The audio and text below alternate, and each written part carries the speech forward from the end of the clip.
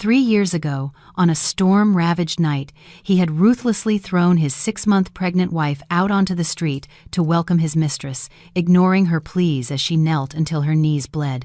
But the laws of karma spare no one. The day he stood beaming, his arm wrapped around his lover's waist at the airport awaiting a multi-million-dollar partner, he froze, collapsing to the floor when he realized the queen stepping out of the Maybach was the same small-town wife he once cursed and left for dead. From the abyss of grief after losing her child, Mia was reborn.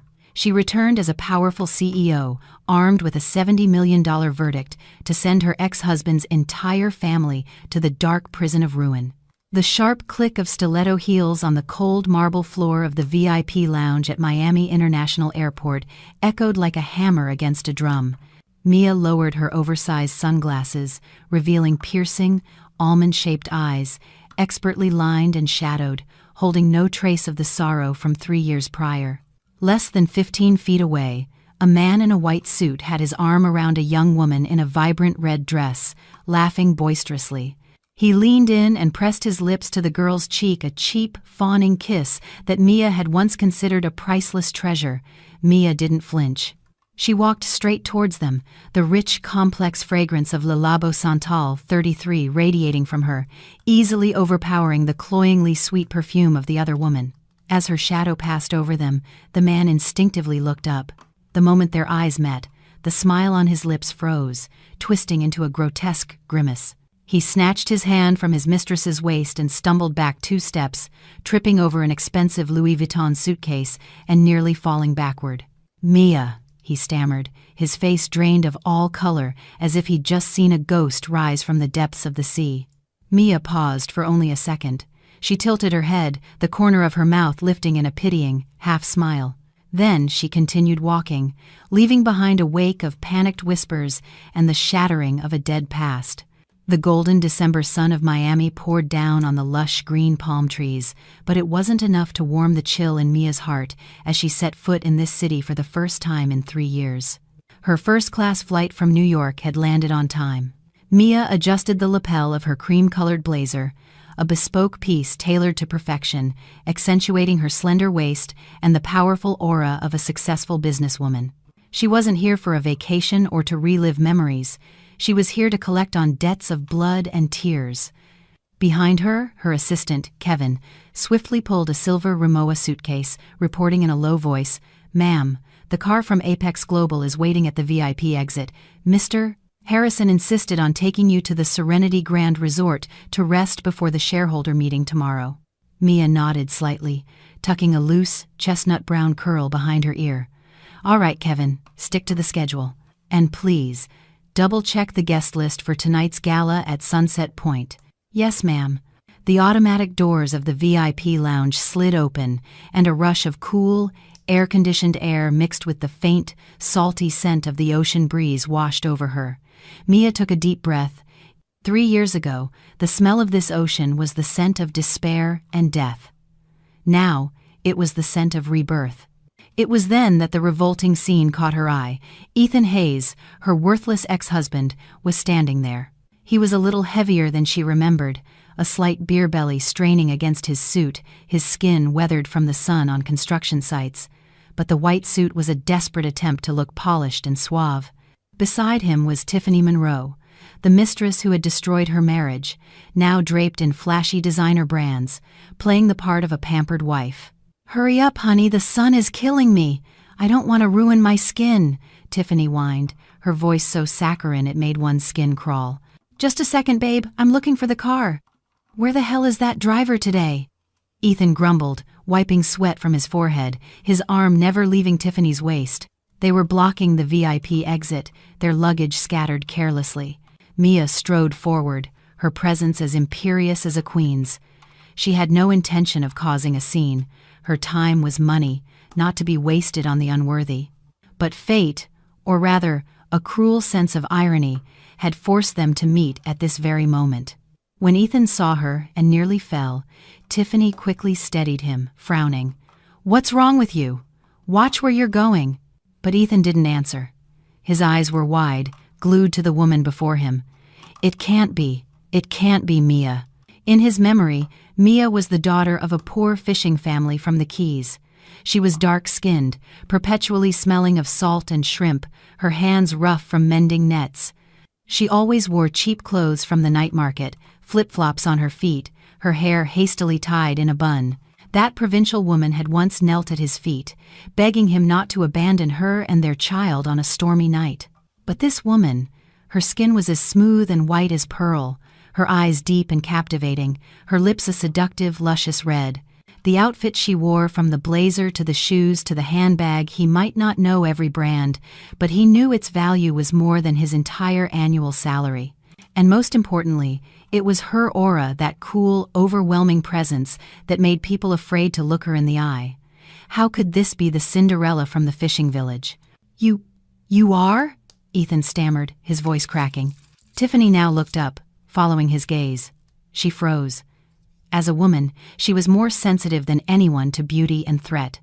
The woman before them was beautiful, dangerously and elegantly so. But why did her face seem so familiar? Mia paused, lowering her sunglasses to the bridge of her nose, revealing her sharp, piercing eyes.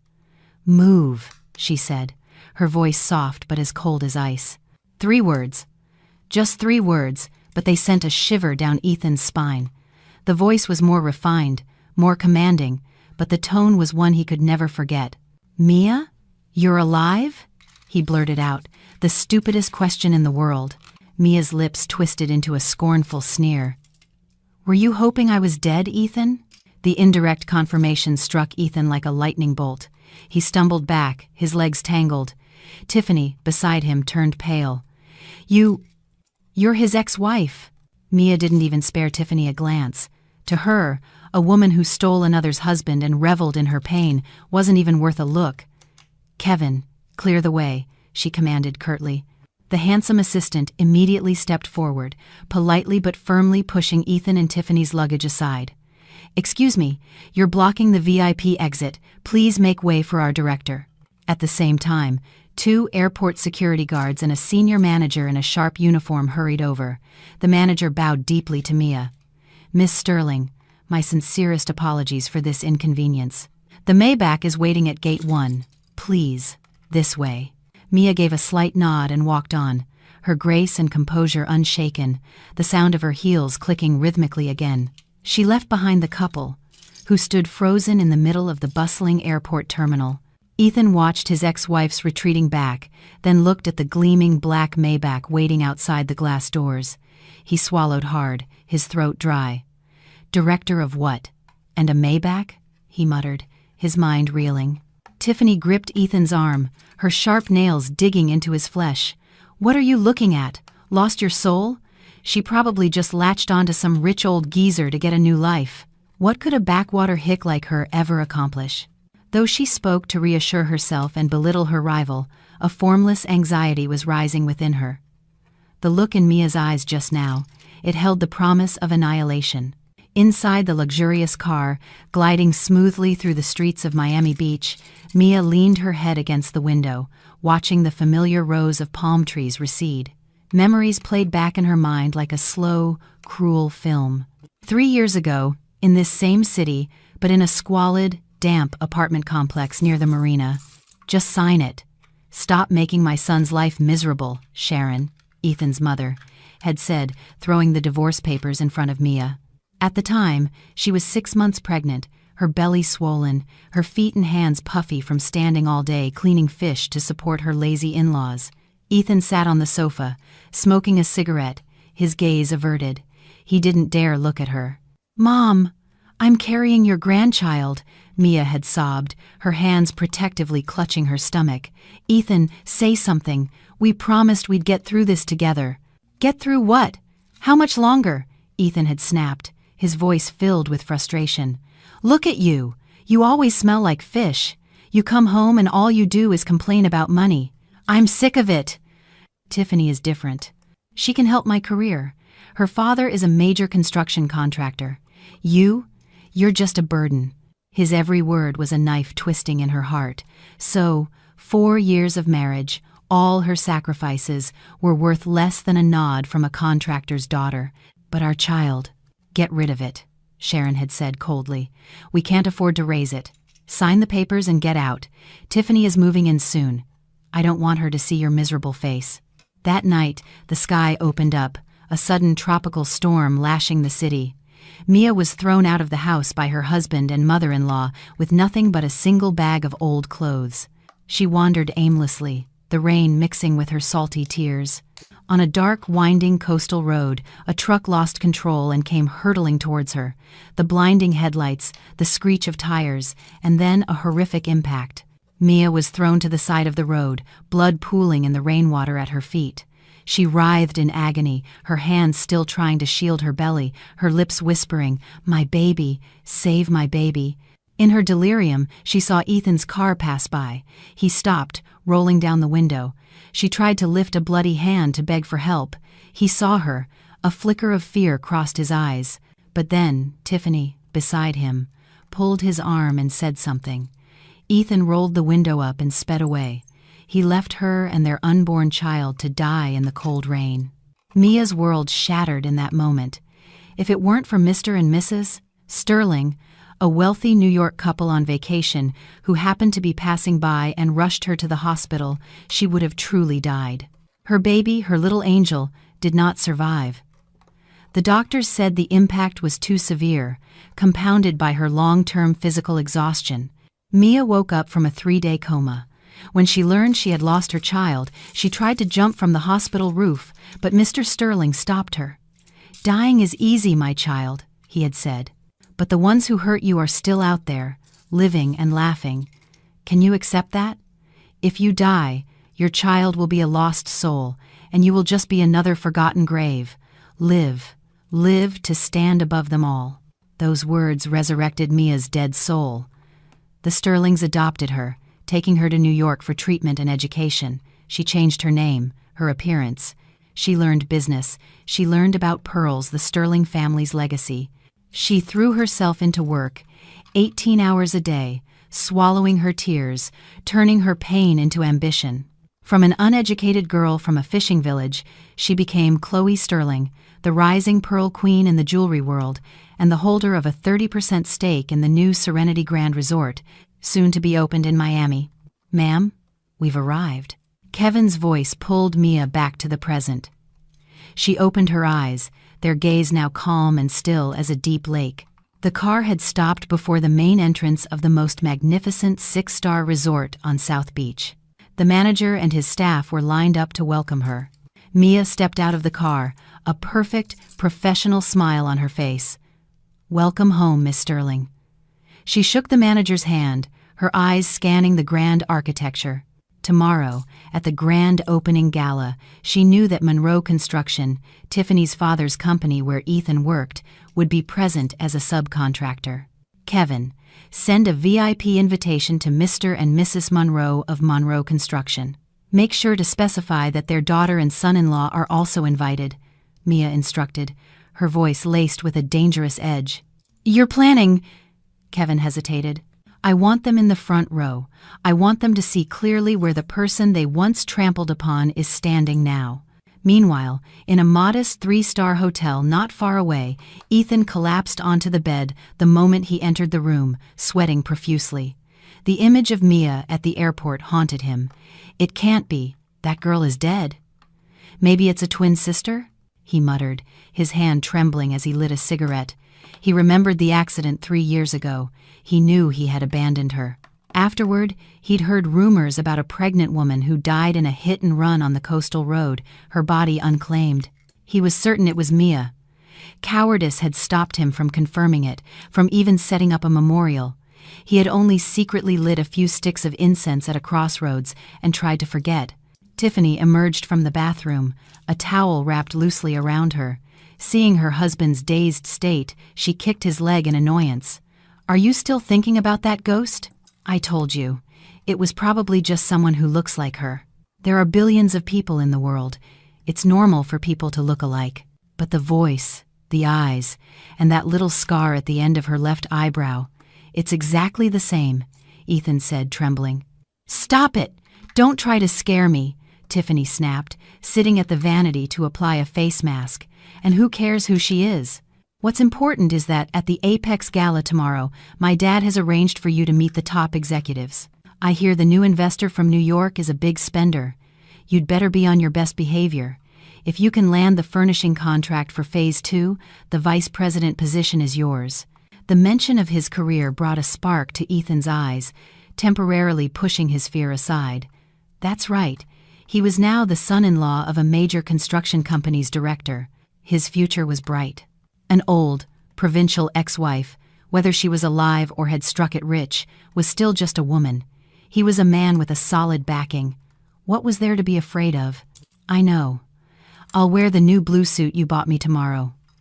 "I'll definitely make it worth your while," Ethan said, getting up to embrace his wife, trying to curry favor. "That's more like it," Tiffany said with a smug smile. "But it's strange. I heard the airport staff call her Miss Sterling, but they also called her Mia. Could it be the same name?" They looked at each other, and a brief silence filled the room. The next morning, the grand opening gala for the Serenity Grand was held outdoors on the windswept shores of South Beach. The space was decorated with thousands of imported white roses and orchids, combined with the sparkle of crystal chandeliers, creating a fairy tale-like scene. The guests were all major figures in real estate, finance, and local politics. A line of supercars filled the parking lot. Ethan's family arrived in his father-in-law's Mercedes C300. His mother, Sharon, was also with them, dressed in a gaudy red velvet dress, adorned with so much gold on her neck and wrists she looked like a walking jewelry store. "My goodness, this resort is huge, Frank," Sharon marveled, her eyes wide with awe. "If our Ethan becomes an executive here, I'll be so proud." "Keep your voice down, Mom. People will laugh," Ethan whispered, adjusting his tie. He felt a little intimidated by the sheer luxury of the place. Tiffany, however, was more confident. She linked her arm with Ethan's, puffing out her chest as she walked the red carpet. "Just be confident. Dad said a representative from the parent corporation in New York is here today. They say she's a young, brilliant businesswoman. Her English name is Chloe or something." "Chloe Sterling," Frank Monroe, her father, interjected. "This woman is no simple matter. She's only 28, but she's already taken over one of the biggest pearl conglomerates in the country. Your goal today, son, is to get close to her, offer her a drink, give her your business card." "Yes, sir, I understand." The family was escorted by a hostess to a VIP table near the stage. This surprised and delighted Frank. They must really respect the reputation of Monroe Construction to seat us so close to the front.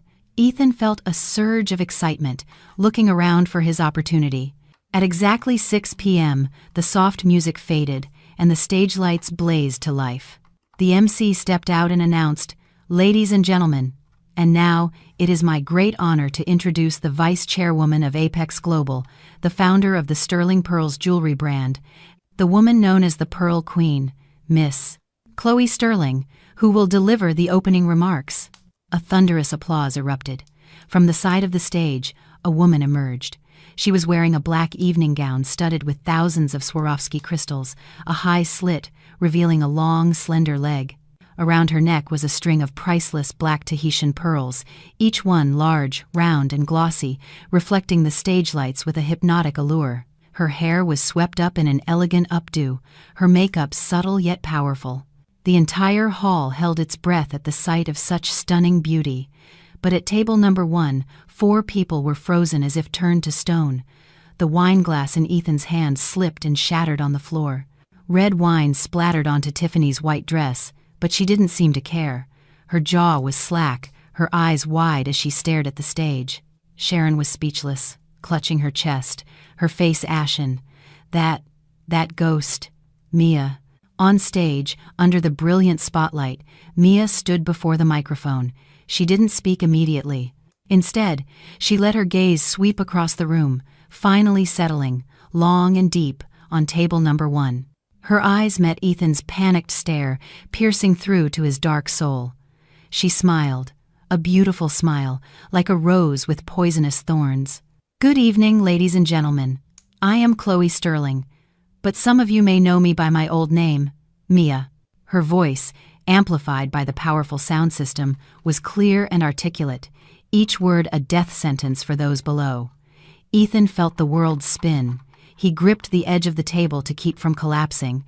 The poor, ragged wife he had discarded like an expired product was now standing on the pinnacle of success, looking down on him as if he were an ant. The moment Mia finished speaking, it felt as if all the air had been sucked out of the grand ballroom. A heavy silence fell upon the hundreds of guests, so profound that the sound of the waves crashing on the shore outside became sharp and distinct. On stage, Mia remained, proud and regal like a goddess of vengeance. The spotlight illuminated her, accentuating the cold luster of the black Tahitian pearls. She didn't rush to descend, letting the silence torture the souls at table number 1. Below, Sharon trembled, her teeth chattering. She clutched the arm of her son-in-law's father, Frank Monroe, her red-painted nails digging into the expensive fabric of his suit. "Frank, is that really Mia? Or is it a ghost? I heard she drowned in the river." Frank irritably shook her hand off, beads of sweat forming on his brow. As a shrewd businessman, he didn't believe in ghosts. He only believed in money and power. And whoever the woman on stage was, she currently held the power of life and death over the project his company, Monroe Construction, so desperately wanted. "Shut up. What ghost? She's flesh and blood, right there." "We're ruined," he hissed through clenched teeth, turning to glower at his son-in-law. "Ethan, you explain this. You told me your ex-wife was some uneducated country bumpkin who died and disappeared. How is she now the vice chair of Apex? You've destroyed this entire family." Ethan sat there, his face completely drained of color. He looked at Mia, then down at his own trembling hands. The image of his pregnant wife, kneeling and begging him in the storm 3 years ago, overlapped with the image of the powerful woman on stage. The brutal contrast made his brain short-circuit. I don't know. Dad, I really don't know," Ethan stammered, his voice choked as if someone were strangling him. Tiffany, however, was different. Her initial fear was quickly replaced by a furious jealousy and envy. She stared at Mia's crystal-studded gown, at the priceless pearl necklace. Those things should have been hers, the darling daughter of a construction magnate, not that fish-smelling girl from the past. She definitely had plastic surgery. "And she must be sleeping with some old fossil in New York to climb this high," Tiffany hissed, her voice dripping with venom. "What are you afraid of? What's there to fear from a woman who sells her body to get ahead? Let me go expose her." Before anyone could stop her, Mia began to move. She descended the stage steps, the rhythmic, deliberate click of her heels, amplifying the pressure in the room. The crowd parted for her as if she were a queen. She didn't walk towards the dignitaries or major partners. She walked straight towards table number 1. With every step she took, Ethan's heart pounded harder. He wanted to get up and run, but his feet felt nailed to the floor.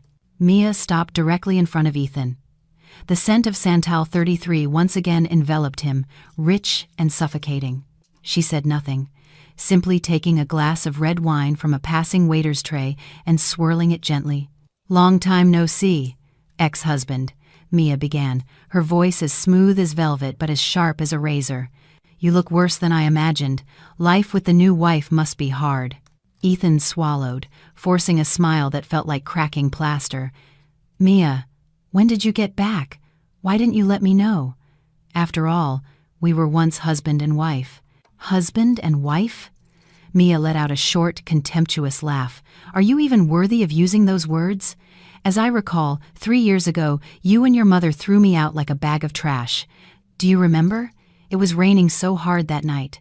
She tilted the glass, the red liquid sloshing like blood. Her eyes darkened, boring into his soul. At this point, Sharon regained some composure. Her greedy, shameless nature took over. She thought that since Mia had once been her daughter-in-law, had served her like a queen, there must still be some lingering affection. Besides, seeing how wealthy Mia was now, if she could get back on her good side, she would surely benefit. Sharon scrambled to her feet, forcing a sycophantic smile, and reached out her gold-laden hand to grab Mia's. "Oh, my dear daughter-in-law, I knew you weren't dead." "I kept telling Ethan, you had the face of fortune. You couldn't possibly die young. Oh, I've missed you so much these past 3 years. Where have you been? It's so good that you're back. Come back to me." Smack! A sharp, dry sound echoed through the suddenly silent hall. Mia had violently slapped Sharon's hand away. She hadn't struck her, but the gesture was filled with such profound disgust it was as if she had just touched something infectious and foul. Mia pulled a silk handkerchief from her clutch, meticulously wiped the fingers that had made contact, and let the handkerchief drop to the floor. "You've mistaken me for someone else," Mia said coldly, without blinking.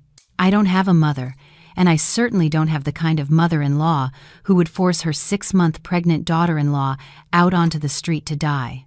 Save that title for your precious new daughter-in-law beside you." Sharon froze, her face flushing crimson then turning purple with public humiliation. Tiffany couldn't take it anymore.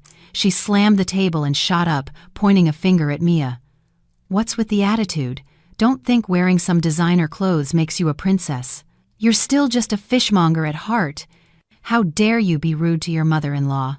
Mia turned, her sharp gaze raking over Tiffany from head to toe. She sneered. "And who are you? The waitress for this table? Or the mistress who's been promoted but still hasn't learned how to behave like a civilized person?" "You!" Tiffany choked, trembling with rage. "Kevin," Mia called softly. "Yes, ma'am." Kevin appeared instantly behind her.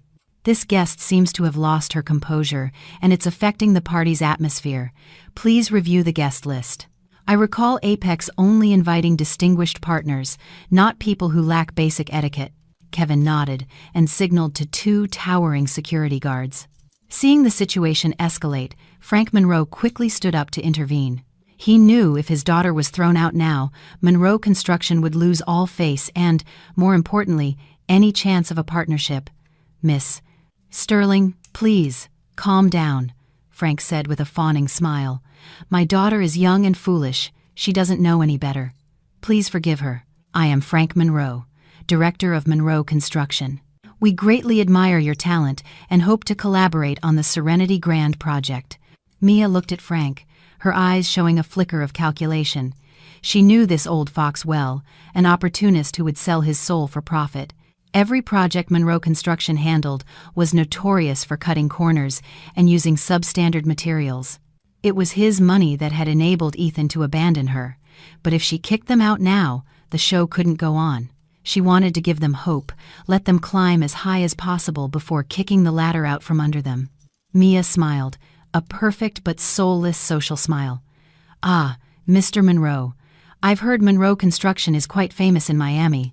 Her ambiguous tone made it impossible for him to tell if it was a compliment or a jab. "Very well. Out of respect for you, Mr. Monroe, I will overlook this childish behavior.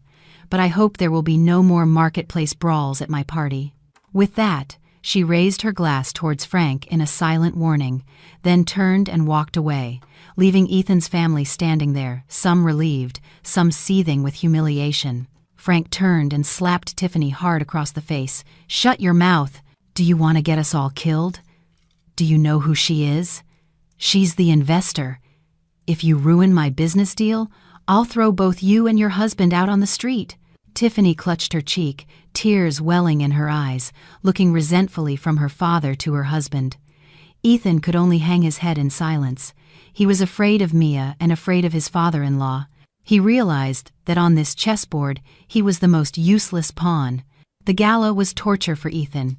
He watched Mia move among powerful guests, raising her glass and conversing fluently in English and Spanish. She was brilliant, exuding an intellectual and authoritative beauty he had never seen.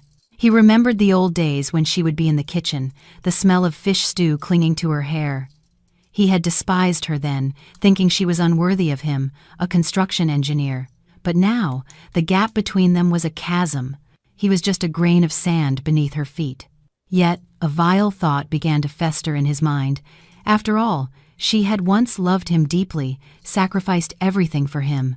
Could there still be a flicker of feeling left? Women, no matter how strong, always had a soft spot for their old flames. If he could just find a way to reignite old memories, perhaps he could use her to advance his career. What if he could even ditch Tiffany and become the king beside Queen Chloe Sterling? The thought made Ethan's eyes gleam with greed. He drained his glass, straightened his suit, and decided to find a chance to approach Mia when she was alone. At 10 p.m., as the party wound down, Mia stood on the second-floor balcony of the VIP villa, looking out at the dark sea. The wind blew through her hair, carrying a slight chill. Kevin approached and draped a thin shawl over her shoulders. "Everything is proceeding as you predicted, ma'am. Old man Monroe is trying everything to submit his bid tomorrow morning. He even tried to bribe our project manager for a private meeting with you." Mia pulled the shawl tighter and sipped her hot tea. "Accept his bid, but make the terms as stringent as possible. Require a 30% contract value security deposit just to participate. And tell him Apex needs a contractor with extremely strong financial backing to guarantee the timeline." "You plan to bleed him dry, ma'am?" Kevin asked, his voice full of admiration. "I'm not bleeding him. I'm teaching him a lesson about greed," Mia replied, her eyes cold. "He'll use all his capital, even take out loans from sharks, to chase this project. When his pockets are empty, that's when I'll cut the rope. And your ex-husband? He's lurking downstairs, looks like he wants to see you." Mia sneered. "Let him come up. I'm curious to see what kind of act he'll put on." 5 minutes later, Ethan was escorted to the balcony. He walked timidly, nervously fidgeting with his jacket, his face a mask of feigned remorse and longing. When he saw Mia leaning against the railing, the silvery moonlight casting a solitary yet fatally alluring halo around her, Ethan swallowed hard. "Mia?" he called softly. Mia didn't turn around. Her voice was flat. "You have 3 minutes. Speak before I have security throw you into the pool." Ethan flinched and took a step closer. "Mia, I know you hate me. I deserve it. For the past 3 years, I haven't had a single peaceful night's sleep. I thought you were gone. If I had known you were alive, I would have searched everywhere for you." "Searched for me? For what?" Mia turned, crossing her arms. "To ask for the funeral money back? Or to make sure I was really dead?" "No! Don't say that!" Ethan dropped to his knees, a classic move he used whenever he messed up in the past. He looked up at her, his eyes welling with tears. "I was forced. My mother, Tiffany's father. They forced me. I was weak, a coward, but what I felt for you was real. Look at me. For 3 years, I've been living like a soulless corpse next to Tiffany. I'm not happy." Mia looked down at the man kneeling at her feet. In the past, whenever he knelt to apologize for coming home drunk or for hitting her, she would always soften and forgive. She had mistaken it for sincerity, but now, through the lens of maturity and pain, she saw only a spineless, pathetic man, willing to sell his dignity for personal gain. "You said you were forced," Mia repeated, her voice deceptively gentle. Thinking she was starting to relent, Ethan nodded vigorously. Yes, they forced me. You know it. I'm just a lowly engineer. How could I fight against their power? Now that you're so successful, you can save me. I'll leave Tiffany. I'll be your dog, your slave. Can we start over, Mia?" He spoke as he tried to reach for her bare foot, visible beneath the slit of her dress. Mia stepped back, the feigned pity in her eyes vanishing, replaced by naked disgust. "Start over?" She laughed, a bitter sound that echoed in the night. "Ethan, who do you think I am? The same foolish Mia from before?" She bent down, her face close to his, and whispered, "You want a chance? Fine, I'll give you a chance." Ethan's eyes lit up. "Really, Mia? Tomorrow, have your father-in-law bring $50 million to deposit as security for the Serenity Grand project. If Monroe Construction wins the bid, I'll consider forgiving you." $50 million? Ethan gaped. That was an astronomical sum, the entirety of Monroe Construction's capital and mortgaged assets. What's wrong? Is your love only worth empty words? Mia stood up straight, dusting off her hands as if shaking off dirt. "If you can't do it, then get out of my sight. And remember, don't ever let me see you lurking around here again. Otherwise, it won't just be a wine glass that breaks, it'll be the livelihood of your entire family." Ethan shakily got to his feet. He understood what Mia meant. This was a gamble.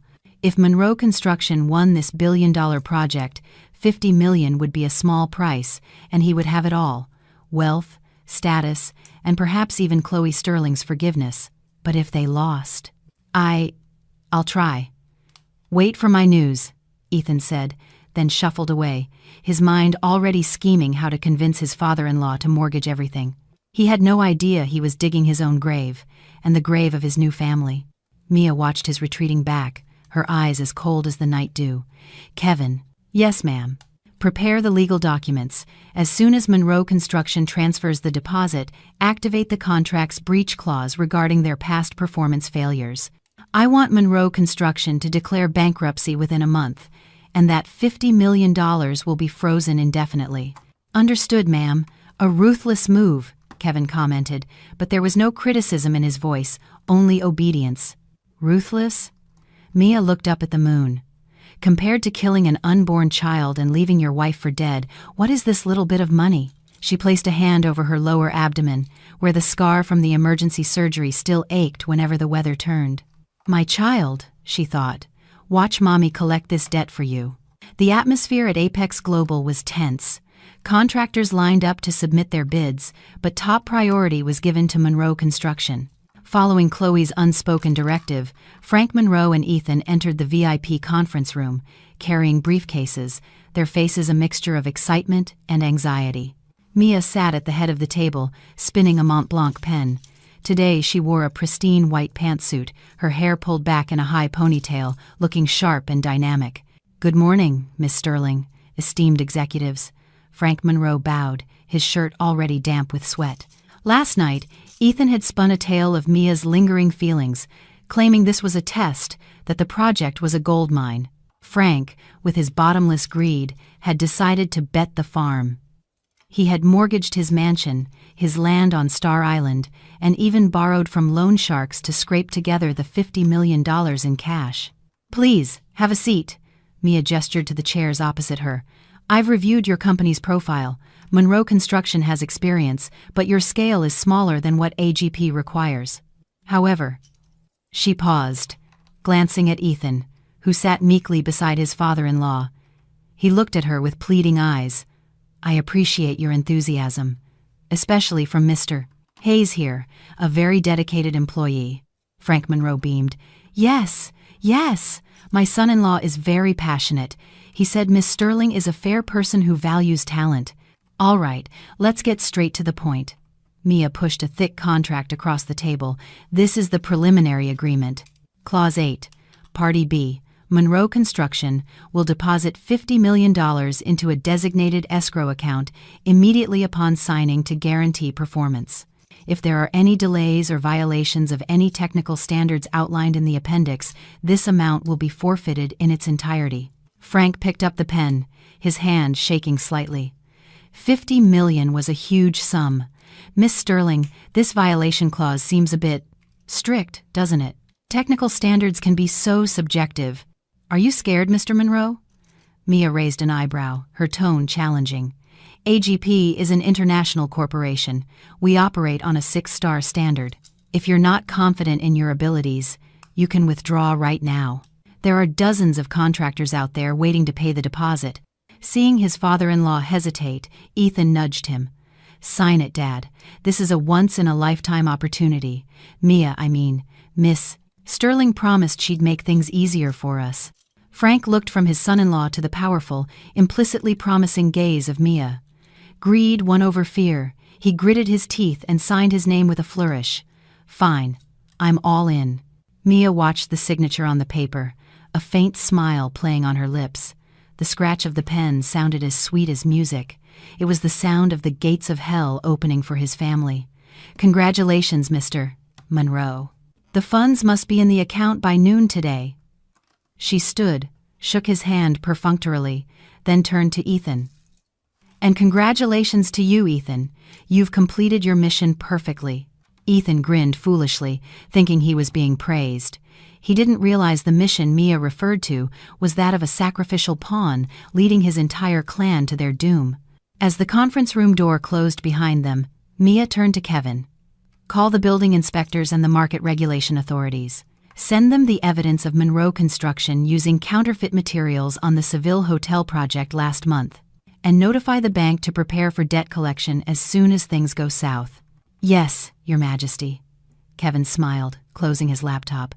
The real Game of Thrones on this island was just beginning. Mia stepped out onto the balcony, looking down at the bustling city below. The sea breeze billowed her white jacket. She was like a seagull that had survived a hurricane, strong, free, and with claws ready to hunt. 1 p.m., Joe's Stone Crab, one of the most iconic restaurants in Miami. The VIP room was alive with celebration. The clinking of glasses and loud laughter drowned out the sound of the waves outside. Frank Monroe, his face flushed with alcohol, stood up with a glass of expensive brandy. A toast to Monroe Construction for landing the contract of the century, and to my dear son-in-law, Ethan, for his great contribution. This $50 million deposit is just a shrimp. When this project is done, we'll be catching a $500 million lobster. Cheers. Cheers to the boss. Cheers to Ethan.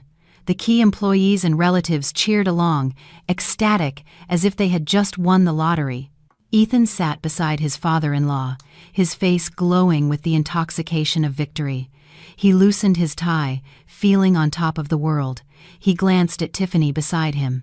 She was wearing a brand new set of jewelry, a triumphant smirk on her face. "See? I told you," she whispered in his ear, her boozy breath hitting his face. "That Mia is still hung up on you. She's just playing hard to get. Every woman has a soft spot for an old flame. All you had to do was sweet-talk her a bit, play the victim, and she folded. Now that Monroe has the contract, the money's rolling in, our reputation is soaring. We're set for life." Ethan nodded, a secret contempt for Mia swelling within him. Foolish woman, he thought. So what if she's rich and glamorous? In the end, I still led her by the nose. He promised himself that after this was over, he'd find a way to kick Mia out of the project and seize control. Then he'd show her what it meant to be double-crossed. Sharon sat across from them, happily cracking open a crab claw, her smile never fading. "That's my son, a true genius. I always said this family's fortune is all thanks to Ethan's good karma. 50 million. Frank and Tiffany are brave, but high risk, high reward." The family was lost in a drunken haze of illusory victory.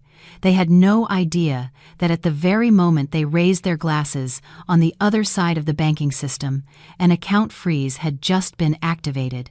And on social media, a media storm was beginning to gather, as dark and fierce as the storm that had washed away Mia's life years ago.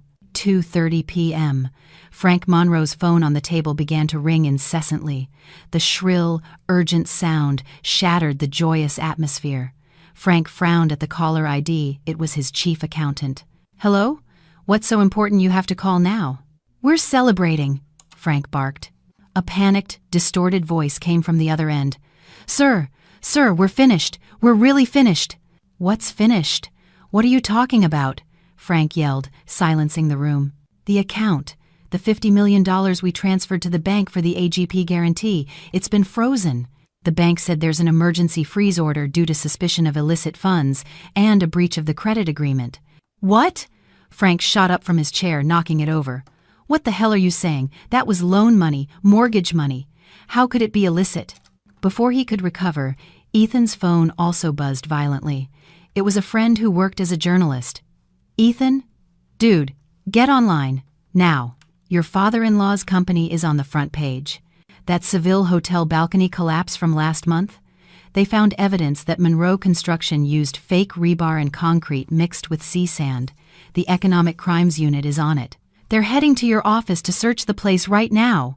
After hearing the news, the phone slipped from Ethan's hand, crashing onto a plate of lobster. His face turned from red to deathly white, then to a ghastly ashen gray.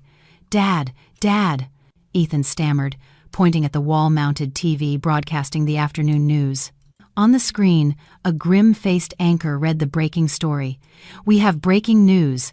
Authorities have just uncovered severe misconduct in the construction of the Seville Hotel, built by Monroe Construction. Forensic analysis has revealed that all structural steel was counterfeit and of unknown origin. This case is sending shockwaves through Miami's real estate community." The company had just signed a partnership with Apex Global for the billion-dollar Serenity Grand project. The broadcast switched to live footage of Monroe Construction's headquarters being sealed off by police. Frank stared at the screen, his eyes bulging, his hand clutching his chest. He tried to speak, but only garbled sounds came out. A massive stroke sent him staggering, and he collapsed onto the cold floor. "Dad! Dad!" Tiffany screamed, rushing to her father's side. "Call an ambulance! Somebody call an ambulance!" The room descended into chaos. Sharon wailed hysterically. Ethan was frozen to the spot, a cold sweat drenching him. He understood. He understood everything. Clause 8 of the contract. He vaguely remembered a tiny line in the appendix. Party A, AGP, has the right to unilaterally terminate the contract and forfeit the entire security deposit if Party B, Monroe Construction, becomes embroiled in any legal scandals that severely damage the project's brand reputation. It was a trap, a perfect trap, set from the very beginning. The $50 million was gone. While the Monroe family was in chaos, rushing Frank to the hospital, Mia was taking a leisurely stroll through the Serenity Grand construction site, inspecting the progress. She wore a white hard hat with a gold-plated Apex logo, a fitted beige jumpsuit, and high-heeled leather boots. She looked less like she was on a site inspection and more like she was doing a high-fashion photo shoot amidst the concrete and steel. Kevin walked beside her, his tablet constantly updating. "Ma'am, Mr. Monroe has been hospitalized with a stroke. The prognosis is not good. The bank has already moved to seize his mortgaged assets, including his mansion and 2 prime lots. And those loan sharks he borrowed the $50 million from? They're on their way to the hospital now." Mia stopped in front of a pile of construction materials. Monroe Construction had delivered that morning for show. She lightly kicked a bag of cement with the toe of her boot. "This cement," she said calmly, "is only good for building a pigsty. If you build a 6-star resort with it, it's bound to collapse." "Yes, and that's precisely why we have grounds to activate the additional penalty clauses," Kevin replied with a smile. "Your planning is flawless, ma'am. I thought you would use emotional torment against him, but you went straight for his finances. For people like them, the pain of losing money is worse than being stabbed." Mia turned, the sea breeze catching her brown hair. She gazed into the distance, towards Miami-Dade General Hospital. "Kevin, do you know why I chose this path? Because you wanted them to be bankrupt? Not just bankrupt." Mia shook her head. "I wanted them to taste the feeling of soaring to the highest peak of hope, only to be plunged into the deepest abyss of despair. The fall from a great height is 1,000 times more painful than crawling on the ground. When I was pregnant, they gave me hope for a family, and then they smashed it to pieces. Now, I'm just returning the favor." She took off her sunglasses, revealing sharp eyes tinged with a hint of fatigue. "Carry on. Send out the press release. Apex Global is officially terminating its contract with Monroe Construction. We're suing them for fraudulent misrepresentation and brand damage. Demand another $20 million in compensation." "Another $20 million? Ma'am, you're driving them to their deaths. Life or death is a choice they made themselves. If they had done business honestly, if they hadn't been so greedy, if they hadn't used fake materials, my trap would have been useless. They walked into it themselves." 7 p.m. that evening, Miami-Dade General Hospital. The hallway of the emergency ward was as chaotic as a street market, not with the cries of concerned family members, but with the curses and threats of debt collectors. "Where's Ethan Hayes? Where's that Tiffany bitch? Get out here and pay up!" a heavily tattooed man yelled, banging a baseball bat against a hospital room door. Tiffany cowered in a corner, her hair a mess, all traces of her former arrogance gone. Sharon was hiding under Frank Monroe's hospital bed, trembling uncontrollably. Ethan stood in the doorway, his face bruised from a few punches he'd taken at the entrance. "Please be calm. My father-in-law is in critical condition. The money, we'll pay you back," he pleaded, his voice cracking with fear. "Pay us back with what? Your good intentions? $50 million, plus the daily vig. How are you going to pay that?" The leader grabbed Ethan by the collar and lifted him up. "I heard your father-in-law's company is bankrupt. All his assets are seized by the bank.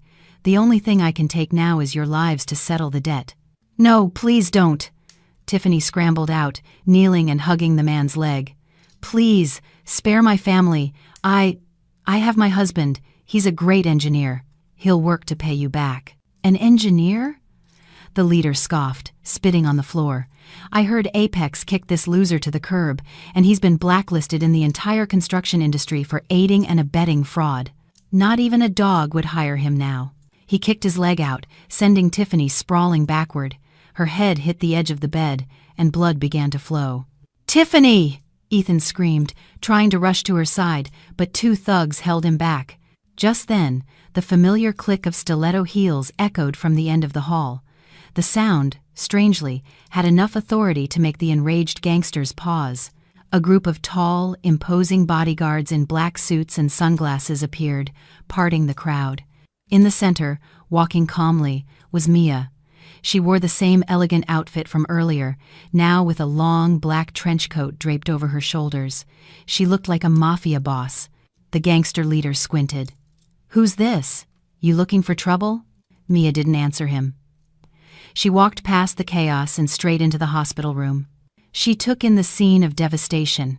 Frank Monroe unconscious in the bed, hooked up to a web of tubes. Sharon crawling out from under the bed. Tiffany on the floor, crying with a bloody head. And Ethan, held like a cornered dog. "Well, this is lively," Mia said, her voice light, but it sent a chill through the room. Ethan saw her, and it was like seeing a life raft. He struggled and screamed, "Mia! Mia! Save me! Save my family! You're so rich! What's 50 million to you? Please, pay it for me! I'm begging you! I'll get on my knees!" Mia turned to the gang leader and asked casually, "How much?" The leader, sensing this woman was not to be trifled with, especially with her professional security detail, softened his tone. "With interest, it's 52 million as of today. You plan on paying for him?" Mia smiled and pulled a thick stack of envelopes from her purse.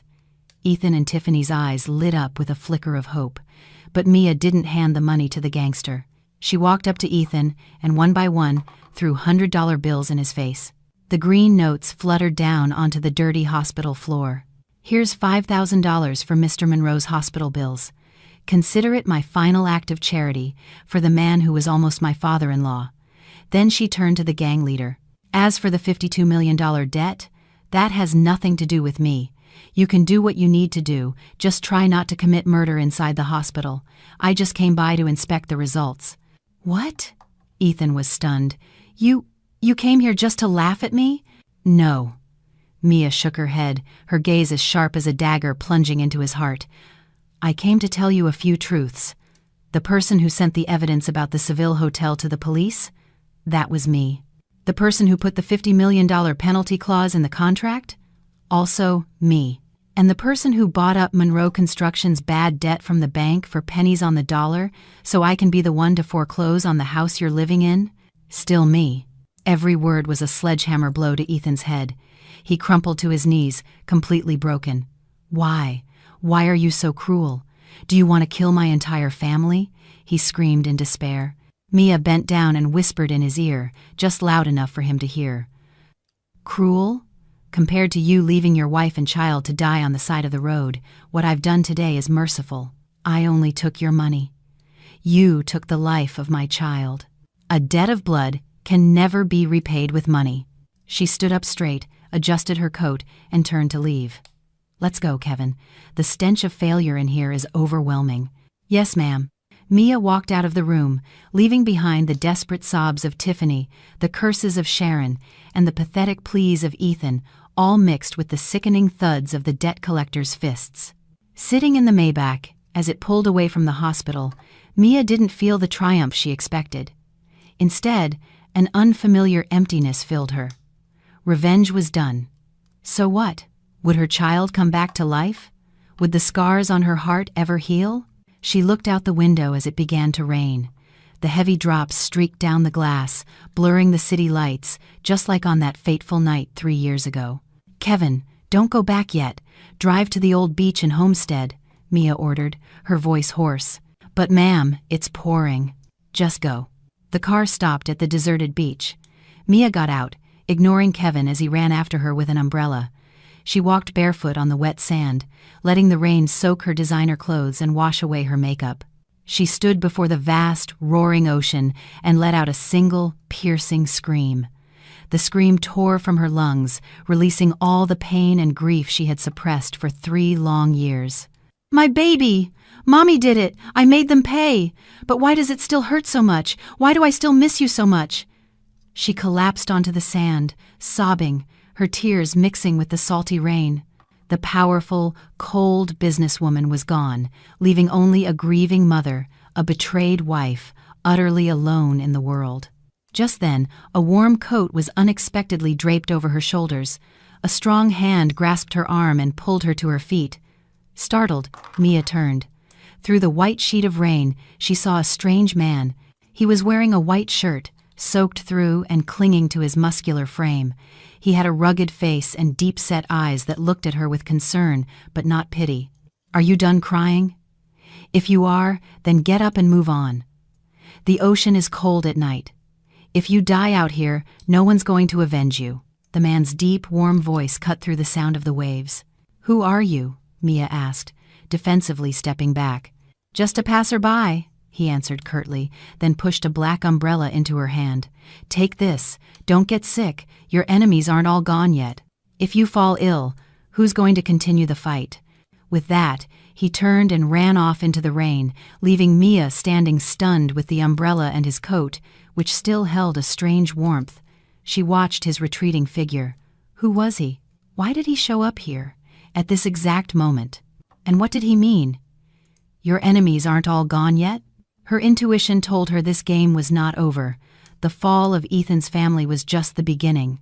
There was another force, another secret, lurking in the shadows of this city. She gripped the umbrella, her eyes slowly regaining their focus and determination. She wiped her tears and took a deep breath of the cold air. "That's right. I can't fall apart now. The game has just begun." The harsh, tropical sun pierced through the thick hotel curtains, shining directly on Mia's feverish face. She shifted, her body aching as if every joint had been disassembled. The consequences of her night in the rain had arrived swiftly. "You're awake." Kevin entered the room, carrying a steaming bowl of chicken broth and a glass of orange juice, his young face etched with worry. "You had a high fever, ma'am. You were delirious all night, calling out for your child. I was about to call a doctor, but you held my hand so tightly and said you didn't want to see anyone." Mia struggled to sit up, her head spinning. Fragments of last night returned, the sound of the ocean, her own screams, and the warmth of the stranger's coat. Her eyes darted to the sofa. There, a navy blue men's blazer was neatly folded, and beside it, an elegant black umbrella with a wooden handle. "Who was that man?" Mia asked, her voice raspy. Kevin looked confused. "What man, ma'am? When I found you on the beach last night, you were collapsed on the sand, wearing this coat and holding this umbrella. There was no one else around." Mia frowned. Was it a hallucination? No, his warmth was too real.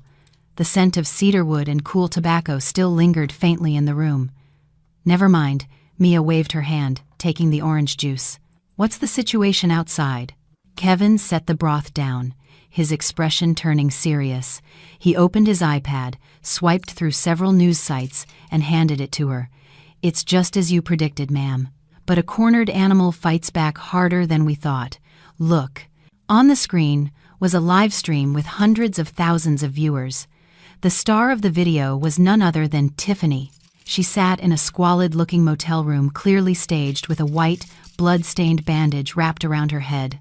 Her face was swollen, and tears streamed down her cheeks. Beside her, Sharon lay on a thin mat, groaning pitifully. "Everyone, please, save my family!" Tiffany cried, her performance so convincing it would move anyone who didn't know the truth. "That woman, Chloe Sterling, is actually my husband's ex-wife. She came back to destroy my family out of jealousy and old grudges. She used her money and power to frame my father and hired gangsters to beat my husband and me." She sobbed dramatically. "She claims my husband cheated, but the truth is, she was the one who had an affair and got pregnant with another man's child. That's why her mother-in-law threw her out. Now she's hooked up with some foreign tycoon and is using her dirty money to get revenge.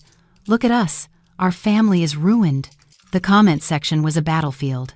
One side defended Mia, but a much larger, more vocal group, swayed by the Damsel in Distress Act, began to attack her. So rich, yet so evil. I heard she was a call girl in New York. Boycott Apex. Boycott the Serenity Grand. Mia scanned the vicious comments, her expression unchanged. She put the iPad down and calmly began to eat her broth. "Aren't you angry, ma'am?" Kevin asked anxiously. "They're twisting the truth, slandering your name. AGP's stock took a slight dip this morning." "Angry?" Mia gave a small, humorless laugh. "Kevin, how long have you been in PR and you're still this naive? In the court of public opinion, the one who cries the loudest often wins. But only in the short term." She finished her food, feeling some strength return. She stood up and walked to the bathroom. "Get the car ready. I have a board meeting at 10. But you're sick." "I'm sick, not dead." Mia paused in front of the mirror, looking at her own sharp reflection. "More importantly, I want to see who's pulling the strings on this little puppet, Tiffany. She's not smart enough to hire a professional social media smearing campaign on her own." The atmosphere in the Apex Global boardroom was as taut as a bowstring. All the major shareholders were present, each one eyeing Mia with suspicion and displeasure. "Miss Sterling, we need an explanation," an older shareholder said, tapping the table. "Your personal scandal is directly impacting the corporation's image. AGP cannot be associated with rumors of hiring gangsters and bullying." "He's right. If you can't contain this crisis within 24 hours, we will be forced to reconsider your position as project CEO," another added. Mia sat at the head of the table, her back straight. Though her head still throbbed, her commanding presence dominated the room. "Gentlemen, please rest assured. This is nothing but a clumsy piece of theater. My legal team is already gathering evidence of defamation. There will be an official press release this afternoon." "A press release? Who's going to believe it when she's playing the victim so convincingly?" The boardroom door suddenly swung open. A man walked in. He wore a perfectly tailored charcoal gray suit, his tall frame and natural air of authority commanding the attention of everyone in the room, including Mia. It was him, the man from the beach. Mia froze. Gone was the rugged, rain-soaked stranger. The man before her now was polished, cool, and exuded a dangerous aura. "My apologies for being late," he said, his deep voice resonating through the room.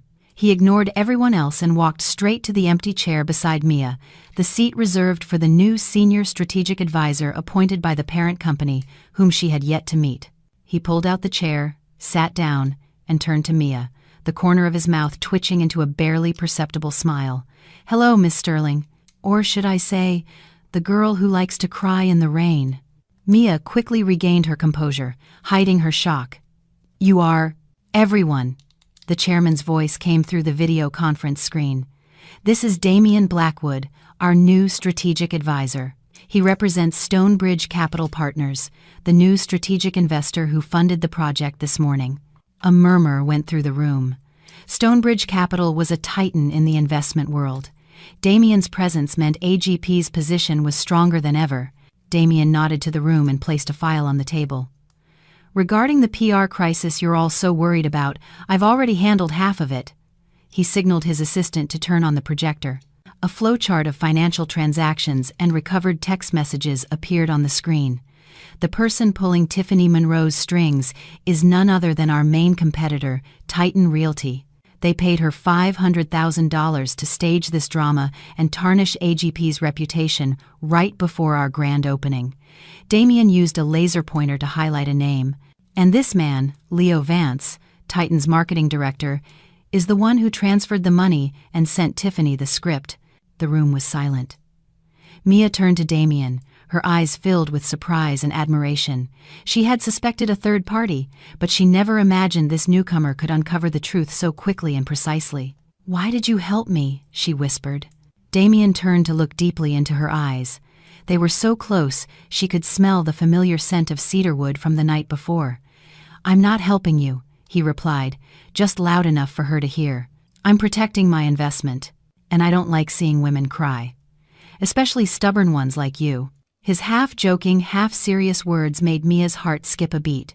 "So what's your next move?" she asked, her professional demeanor returning. "To kill a snake, you have to crush its head." Damian stood up, buttoning his suit jacket. "Miss Sterling, we will hold a press conference this afternoon. You won't have to say a word of defense." You just need to sit there, look beautiful and powerful. Leave the unmasking of vermin to me. The press conference was organized hastily, but was a massive event. Hundreds of reporters swarmed the venue. The Pearl Queen versus ex-husband drama was the hottest topic on social media. Mia entered the room with Damien by her side. The appearance of the power couple set off a storm of camera flashes. Mia took the center seat.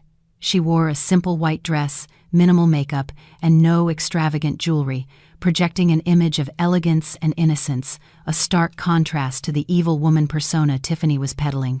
"Ladies and gentlemen of the press," Damien began, "we are not here today to argue with baseless rumors. We are here to present the truth." The large screen behind them lit up, not with boring statements, but with a video. It was security footage from a quiet cafe. In the video, Tiffany, clearly uninjured, was accepting a thick wad of cash from a man. The audio was crystal clear. "Just get online, cry, play the victim, and blame everything on Chloe Sterling," the man said. "Make sure you look pathetic. The more pathetic, the better. Here's 200 grand as a down payment. Mr. Vance will send the rest when the job is done." Tiffany, in the video, grinned from ear to ear as she counted the money. "Don't you worry. I hate that woman to my core. I'll act my heart out and ruin her. Oh, and can you ask Titan Realty to save a security guard spot for my husband? We're broke." The room erupted. Live streams of the event went viral, and online comments began to flip dramatically. "Oh my God, it was all an act. That is low. Once a mistress, always a mistress. So sorry, Miss Sterling. We misjudged you." Damien then presented the second piece of evidence: medical records from the hospital. A forensic doctor's report concluded that the injuries on Tiffany were self-inflicted or caused by minor household accidents, not a brutal assault as she claimed. The blood on her bandage was revealed to be diluted red food coloring. Laughter filled the room. It was a humiliating public slap in the face for Tiffany's clumsy performance. Finally, Mia took the microphone. She looked directly into the cameras, her gaze unwavering. "My silence was not an admission of guilt. It was to allow the true faces of the greedy to be revealed. I, Mia Collins, was once a victim of domestic abuse and betrayal. I understand that pain better than anyone, which is why I would never resort to such despicable methods to deal with anyone." She paused, her voice becoming steely. Immediately following this press conference, AGP's legal team will file a lawsuit against Tiffany Monroe and all associated parties for defamation and slander. And this time, there will be no mercy. The press conference ended in a decisive victory for Mia. She had not only cleared her name but had turned a crisis into an opportunity to affirm her and her company's integrity. In the waiting room, Mia turned to Damien. "Thank you. Without you, it would have taken me much longer to clean up this mess." Damien leaned against the wall, his hands in his pockets, looking at her with a meaningful gaze. "No thanks needed. You owe me dinner." He pointed to the blazer she was holding, the one he had given her. "And have that cleaned before you return it. It's one of my favorites." Mia laughed, a genuine, heartfelt laugh for the first time in days. "All right, I'll hand wash it, press it perfectly, and deliver it to the esteemed advisor's room myself. I'll be waiting." Damien turned to leave, but in his solitary silhouette, Mia sensed a familiar loneliness, a soul searching for a kindred spirit, just like her. In a rundown motel on the outskirts of the city, Ethan huddled in a dark corner, re-watching the press conference on his cracked phone screen.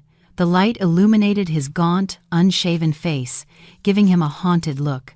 Outside, Tiffany was screaming and cursing after being evicted for not paying rent. Sharon was now bedridden after the shock of being publicly exposed as a fraud. "It's over. It's all over," Ethan muttered, his voice trembling on the verge of madness. He had lost everything: career, money, dignity. He was a public laughingstock, and it was all Mia's fault. "It's because of you. It's all because of you that my life is ruined." His eyes turned bloodshot. His initial, pathetic remorse had been consumed by hatred and despair. He wanted revenge. He wanted her to feel 1,000 times the pain he felt. He remembered something Tiffany had drunkenly slurred the night before. "You know what her biggest weakness is? That dead kid. She treats that baby's grave like it's her own life." That's right. The child he had abandoned. Ethan shot to his feet, pulling a sharp paring knife from his pocket. He let out a choked, demented laugh. Mia, you took my life. I'm going to dig up your child's grave. Let's see how high and mighty you are then. He bolted from the room and disappeared into the night. The next morning, Mia woke early. She wanted to visit the cemetery to leave flowers for her child. Though the Sterlings had arranged for a proper burial, she often went to pray. Damien offered to drive her, saying he wanted to survey the area for a future tourism project. Mia didn't refuse. She felt safer with him by her side. Damien's Land Rover climbed the winding coastal road. "Do you believe in karma?" Mia asked suddenly, gazing out at the blue ocean. "I do," Damien replied, his eyes on the road. "But I also believe that sometimes karma needs a push. Good people get bullied, and evil people destroy themselves. We're just the ones who help balance the scales." Mia nodded, pondering his words. Suddenly, her phone rang. It was an unknown number. "Hello?" A man's wild, familiar laughter crackled through the phone, mixed with the sound of rushing wind. "Hello, ex-wife? Where are you off to? Remember what today is?" Mia's heart seized. "Ethan, what do you want?" "I'm at the cemetery. Your kid's grave is beautiful. Green grass, marble headstone. My, being a rich man's child has its perks. Ethan, don't you dare do anything stupid. If you touch my child's grave, I will kill you." Mia screamed, her hand shaking so badly she dropped her purse. Damien immediately pulled the car over, looking at her with alarm. "Kill me? Ha! I have nothing left to lose. Listen carefully, Mia.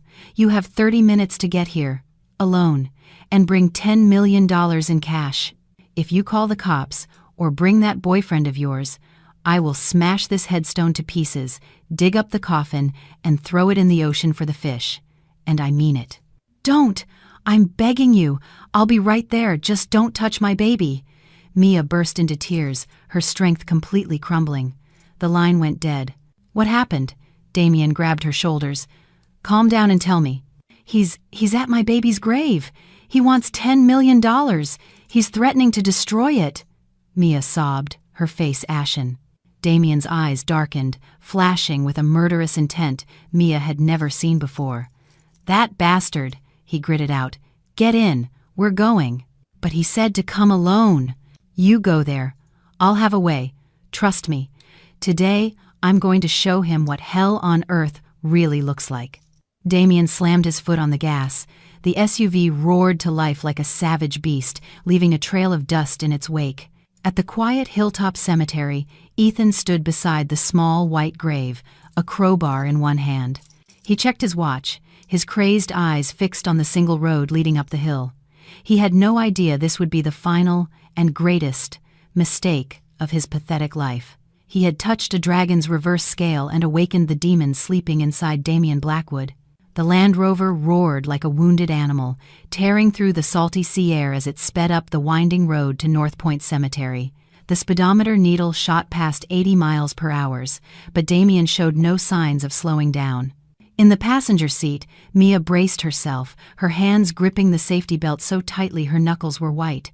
Her face was pale, devoid of color. It wasn't the speed that scared her, it was the destination. Her mind was filled with the image of her child's small grave, the only resting place for her angel being desecrated by its own crazed father. "Stay calm." Damien's deep voice cut through the oppressive silence. He didn't look at her, his eyes still fixed on the dangerous hairpin turns ahead, but he reached over and covered Mia's cold, trembling hand with his own. The warmth from his large, calloused hand was like an electric current, a steady anchor holding her back from the storm of emotions threatening to pull her under. "You don't understand," Mia trembled, tears streaming down her face. "He's lost his mind. He hates me. He'll do it. If my child's grave is destroyed, I can't live." "I understand," Damien said curtly, his voice carrying the weight of 1,000 sorrows. "And I promise you, as long as I am standing there, he will not touch a single speck of dust on that headstone." Mia turned to look at him. His profile was granite hard, his jaw clenched, his deep eyes streaked with red. She had never seen him so enraged. It wasn't a loud, flashy anger, but a deep, simmering fury, like lava beneath a volcano, waiting to erupt and incinerate everything in its path. The car screeched to a halt at the cemetery gates. Mia tried to jump out, but Damien held her back. "Listen to me," he said, his gaze sharp and commanding. "He's armed and unstable. You will not get within 15 feet of him. Let me do the talking." "But he asked for me." "You stand where he can see you, but you do not get within reach of that crowbar. Do you understand?" The authority in his voice made her nod unconsciously. They got out of the car. The wind on the hill was strong, carrying the chill of the graveyard and the mournful whisper of the pines. About 50 yards away, next to a small grave of white marble, stood Ethan. He looked more pathetic than ever, shirt torn, hair matted, eyes sunken and hollow.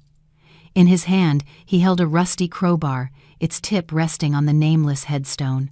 Seeing Mia, Ethan let out a wild, cackling laugh that echoed across the desolate hill.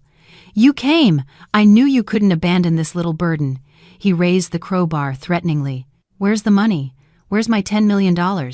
Mia walked forward, her legs shaking, stopping at the safe distance Damien had instructed. Her voice was choked with tears. "Ethan, please, calm down. I can give you the money.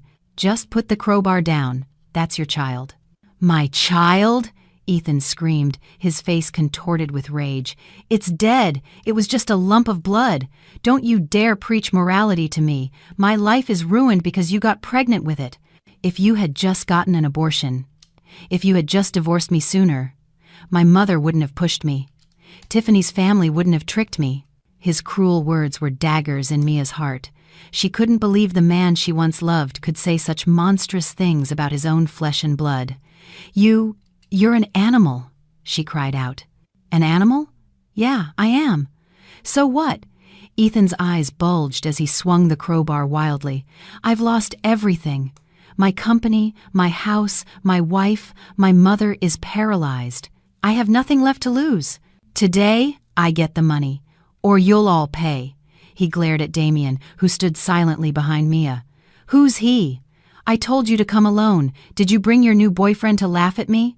Damien took a step forward, shielding Mia. He said nothing. He simply took off his Patek Philippe watch, worth a small fortune, and tossed it onto the grass.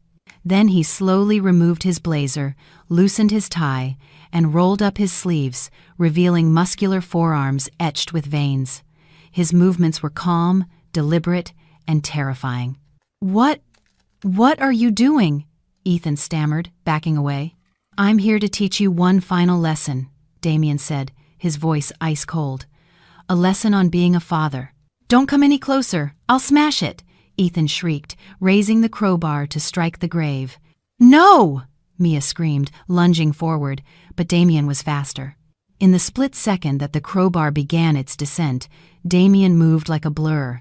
He executed a perfect roundhouse kick, slamming his foot into Ethan's wrist. Crack!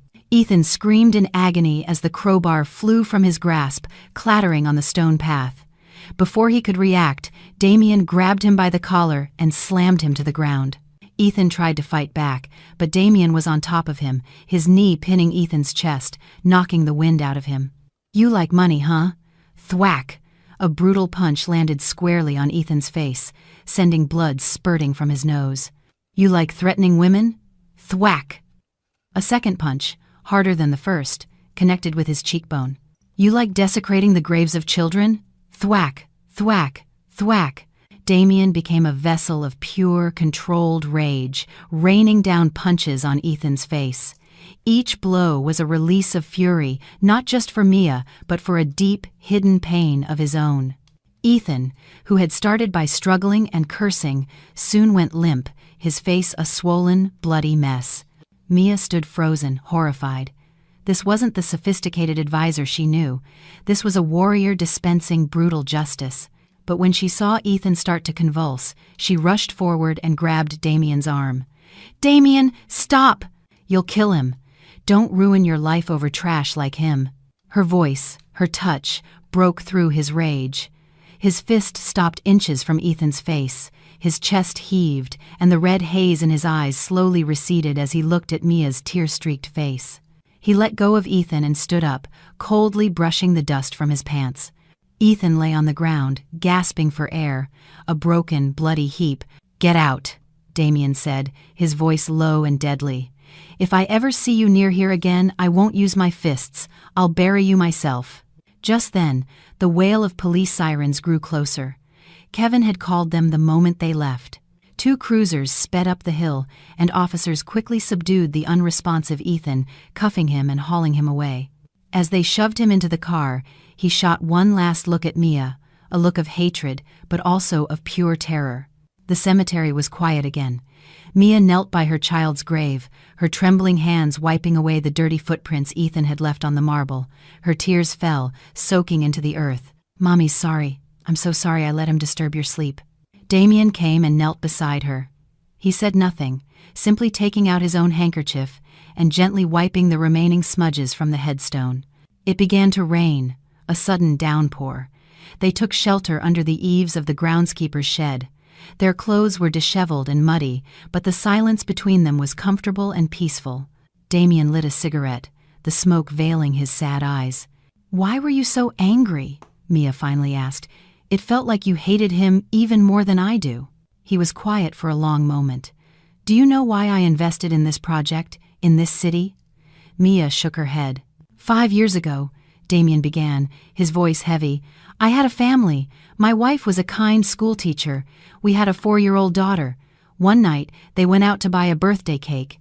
On the way home, they were hit by a drunk driver." His hand holding the cigarette trembled. He was a rich kid, just like Ethan in his prime. After he hit them, he didn't stop. He sped off. My wife and daughter bled out on that cold road. Mia gasped, her own tears returning. She never imagined the powerful, stoic man beside her carried such a tragic past. "By the time I got there, it was too late," Damien said with a bitter laugh. "I used all my money and power to make sure that person rotted in prison, but it didn't bring them back. Since then, I've had a special hatred for cowardly, irresponsible men who hurt women and children." He turned to her, his eyes soft with empathy. 3 years ago, when I happened to hear Mr. Sterling tell your story, I saw my wife in you. But you were luckier. You survived. You've known about me for 3 years?" Mia was stunned. "Yes, Stonebridge Capital has been watching AGP for a while, but the real reason I pushed for the investment and came here myself was to meet you. I wanted to see if the woman who clawed her way back from hell had the strength to get her own justice, and you did not disappoint." He gave her a rare, sad smile. "You're stronger than I ever imagined." "But Mia, being strong doesn't mean you have to carry everything alone. It's okay to lean on someone else's shoulders sometimes." Mia looked at him, and the heart she thought had frozen solid 3 years ago began to melt. She realized Damien's appearance in her life wasn't a coincidence. He was her counterpart in grief, the one person in the world who could truly understand her loss. In that moment, she did something that surprised even herself.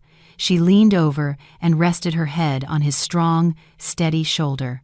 He tensed for a second, then wrapped an arm around her, pulling her close. They said nothing more, 2 wounded souls finding solace in each other amidst the storms of life.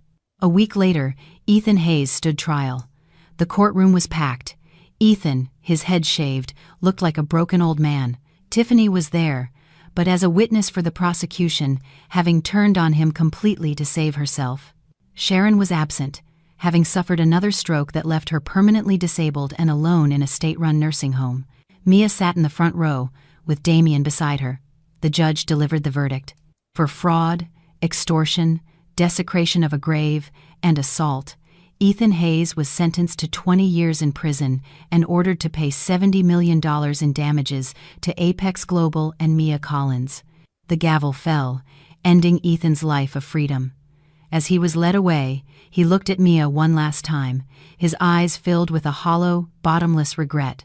Mia watched him go and let out a long, slow breath. The invisible chains to her past had finally been broken. "It's over," Damien whispered. "No," Mia smiled, turning to him. "This is just the beginning of my own life." Later, they walked along the beach as the sun set. "Where will you go now?" Mia asked. Back to New York. My work here is done. The project is stable, and the person who needed protecting can stand on her own now, he said, a hint of sadness in his teasing tone. Mia stopped. You're leaving? What? You want me to stay? He raised an eyebrow. Mia blushed but met his gaze. What if I told you I wanted to hire you as my personal, lifelong bodyguard? The pay is excellent, benefits include room and board, and the heart of the CEO. Damien stared at her, his expression shifting from surprise to a warmth that rivaled the sunset. He stepped closer and took her hand, lacing his fingers through hers. That's a tempting offer, but I'm a greedy man. I don't just want to be a bodyguard. Then, what do you want to be? He leaned in and pressed a gentle, reverent kiss to her forehead. I want to be the father of your future children, and the man who spends the rest of his life making up for all the pain you've endured. Can I? The sea breeze rustled Mia's dress. She smiled, the brightest, most beautiful smile she had smiled in years, and nodded. Yes. 2 years passed. The Serenity Grand was the crown jewel of Miami, and its CEO, Mia Sterling, was named by Forbes as one of the year's most inspiring entrepreneurs. This morning, Mia woke to the feeling of a tiny kick from within her 5-month pregnant belly. A strong arm wrapped around her. It was Damien. Morning, he whispered, kissing her neck. The most important meeting I have today is taking care of my 2 favorite people. He reminded her what day it was. The day, years ago, she had returned to Miami. The day her past was finally laid to rest. The day they now chose to celebrate their new beginning. In a state penitentiary hundreds of miles away, an inmate named Ethan Hayes, now gaunt and aged beyond his years, watched a news report on the cafeteria TV. It showed Mia and Damien, radiant and happy, announcing a new scholarship for underprivileged children. The report mentioned they were expecting their first child. The remote in Ethan's hand clattered to the floor. The happiness, the family, the life that should have been his, all lost. A single bitter tear traced a path through the grime on his cheek. The iron doors of the prison slid shut, and his world went dark. On a noisy street corner downtown, a disheveled woman hawked lottery tickets to tourists. It was Tiffany. After her father died and the family fortune was gone, this was all she could do to survive. She looked up and saw a giant billboard for the Serenity Grand, featuring Mia's smiling face. A hollow, broken laugh escaped her lips before she shuffled off into a dark alley, back to the dingy room she shared with her paralyzed, bedridden mother-in-law. Karma never forgets an address. Sometimes it just takes its time, so the lesson sinks in deeper. That evening, on a private stretch of beach, Mia and Damien were married in a small, simple ceremony surrounded by their closest friends and family, including the Sterlings, who had flown in from New York. There were no grand pronouncements, only quiet vows exchanged between 2 souls who had found each other in the wreckage of their pasts. I thought my heart was dead, Mia said, her hand in his, but you taught me how to love again. You taught me how to live again, Damien replied, his voice thick with emotion as he slipped a ring made of black and white pearls onto her finger.